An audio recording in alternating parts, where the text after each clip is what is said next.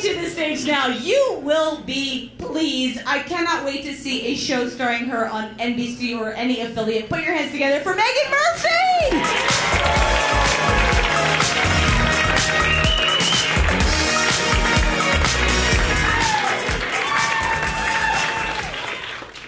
What a killer introduction.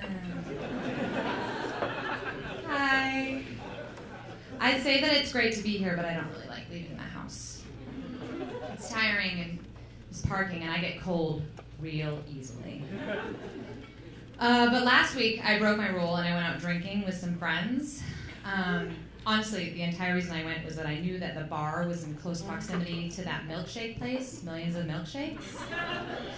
And I literally plan my nights around what food I'm going to get when I'm drunk. Like, that is my end game all the time. What am I going to be eating in my bed at 2 a.m.? It's going to be Jack in the Box tonight. J and the B. So I convince my friends to walk to Millions of Milkshakes, where all the milkshakes are named after shitty celebrities, which I think is nice of them to do.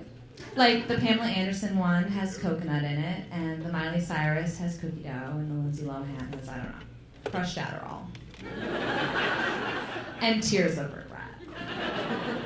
I ordered the John Gosselin, which had Snickers and was very good.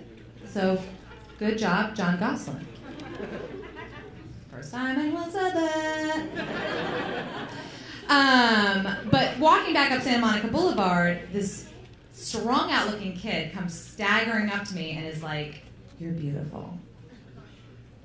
Okay, guys, for serious. I melted. Like, I grew up with one unibrow stretching across my forehead and braces and Hermione before she got hot hair.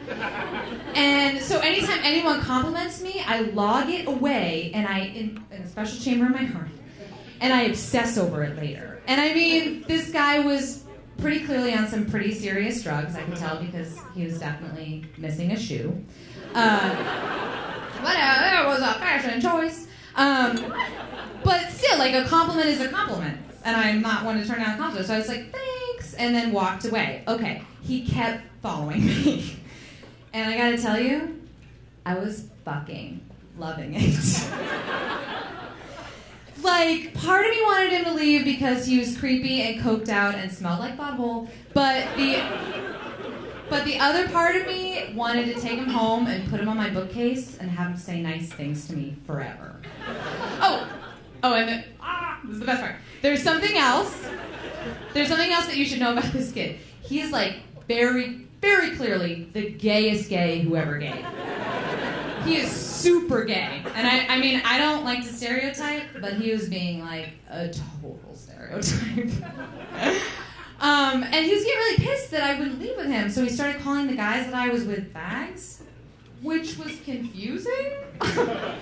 Because he didn't mean it in a nice way. Like, yeah. I mean, whatever the nice way is that you say that word. I don't know what the nice way is. I'm not gay. But he didn't mean it that way.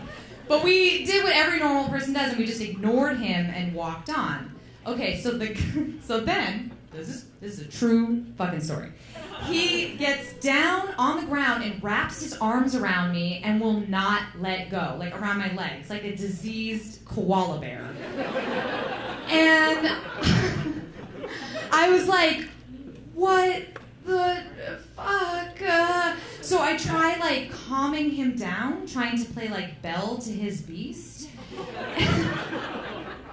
And he just looks up at me with his eyes all, like, methy. And he goes, "You stupid anorexic bitch." Which, again, I could not have been more flattered that he thought I was so thin. I journaled it that night. Legitimately. I put it in my journal. It was kind of the greatest thing that ever happened to me. I probably would have let him stalk me forever if the police hadn't shown up and pepper sprayed him.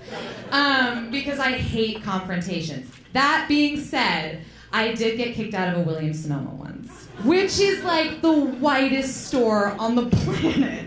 Like, I once spent $20 on a fish spatula there. Do you know what a fish spatula is? It's a specialized spatula for fish. That's the type of store that Williams-Sonoma is. And before you ask, yeah, I fucking needed it. A good Dover soul. So I was at Williams-Sonoma because of the Barefoot Contessa, Miss Ina Garten. Do any of you know Miss Ina? We're all best friends. Those of you that know Miss Ina, we're all best friends. For those of you who don't know, Miss Ina lives in East Hampton and has a show on Food Network and lots of fabulous gay friends, and it's just generally fucking awesome. So I find out she's signing copies of her new book, How Easy Is That? That's her trademark phrase, by the way. How easy is that? It's fabulous. And I call up my mom, and I'm like, Ma, put on your mall jeans, because we're going to the mall.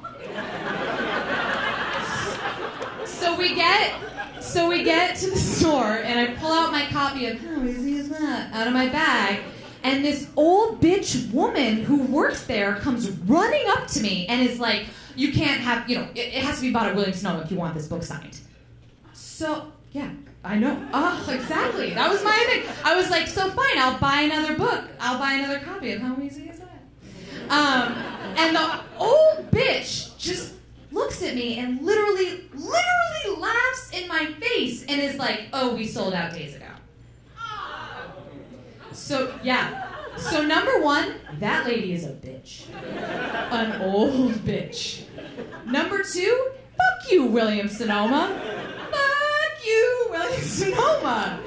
I don't like fighting, but I totally snapped and I went, well, nice fucking planning, which was the harshest thing I could think of. Mostly because I had the word fuck in it.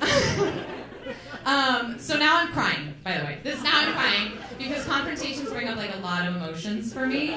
And I can see Miss Ina on the other side of the glass, and all of a sudden I hear my mom start to get into it, and she goes, Jesus Christ, Ina's as big as a house. Which, yes, Miss Ina is not a slender woman. I don't think she deserves to be brought down with a House of Sonoma. The woman grows her own herbs. So I try to shift the blame back to the store where it belongs, and I yell while crying. Cry. No one needs a fish spatula, which is not true. But guys, sometimes in the heat of argument, we all say things we don't mean. Thank you!